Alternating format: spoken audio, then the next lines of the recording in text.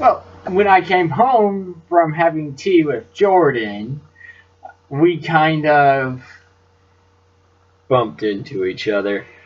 Yeah, no. More like I stood in front of your property until you came home. I really needed to make sure this was going to work out. Yeah. Well, I told you that I had decided to accept your invitation to give you a favor. Thank you, old sport. I really appreciate that. You're welcome. Are you sure you don't want that job? Yes, I'm good. Your rose are yours. Look it. I am afraid of getting into trouble if I accept your It job. won't be with my Wolfsheim. That's not what I'm worried about. I'm just You don't worried trust me, old sport? As you said, I'm the only honest person here. Fair enough. I do have my secrets. Well, you had come over to talk about clipping my grass, hadn't you? Yes. It was hideous. You just cared about it a lot more than I did. Yeah. And then what'd you do? Well, then we went our separate ways. I went in and I called Daisy to arrange a time to have tea at my place without Tom, mind you. Bet that wasn't too hard. Nobody can stand that guy for too long. Yeah, she agreed and we set a date. On the day, I came home from work a little while before the time she was coming over, and I find all these men at my house doing stuff to it. Cleaning it up, cutting the grass, bringing in some tea sets, and flowers for Daisy. I wonder who put those there. I wonder who arranged that, yes. Well, I went inside. Mystery. And then when it was 10 minutes to the time Daisy would be there, Mr. Gatsby showed up. It was nerve-wracking, to say the least. Well, you were about to meet the love of your life after not seeing her for a few years. Yeah. Stressful. Well, the time came that Daisy was supposed to be there, and she wasn't. Which freaked you out. You lost your courage. Yeah. But you convinced me to stay. In my better heart, yes. And within 5 minutes, Daisy showed up on my driveway. I went out and greeted her. And I lost my courage and ran out the back door. Brought her in. No Gatsby. Because I had ran out the back door. Well, I started feeling like this was a waste of time.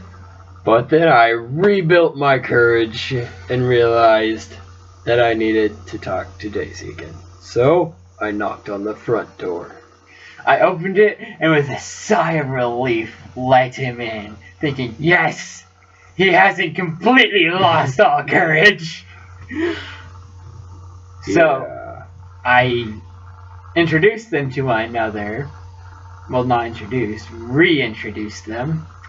And then silence. It was strange, stressful air about the place at this point. Well, you don't talk in a museum full of art. You can talk about the art. Kind of impersonal to talk about somebody's looks in front of their face, isn't it? Unless they're compliments. Maybe.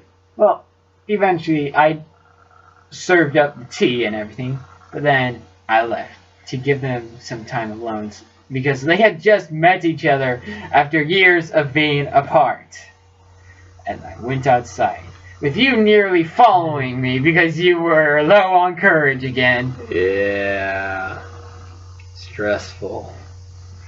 But while he was out, me and Daisy talked about lots of things, including my experiences in the military and my time at Oxford. But I always brought the conversation back to her because her roots and her life I could never be bored of. Well, I had been out for some time. It had started raining and it had stopped by now, and I decided to go back in to a more warm and cheerful environment than when I had left, Yeah, filling me with broken the relief ice and happiness. by then. Well, then you decided on inviting all three of us over to your mansion. Well, it is a lot nicer than your bungalow. Hey, I'm only paying $80 a month for it. Yeah, I offered you a job. I'm good. I don't want your job. Fine. Okay. Anyway, we went over to my house. And we walked around marveling every aspect of it. You guys did. I realized I no longer needed it. I had Daisy. Although you did decide to keep things daisy-like. Well, naturally.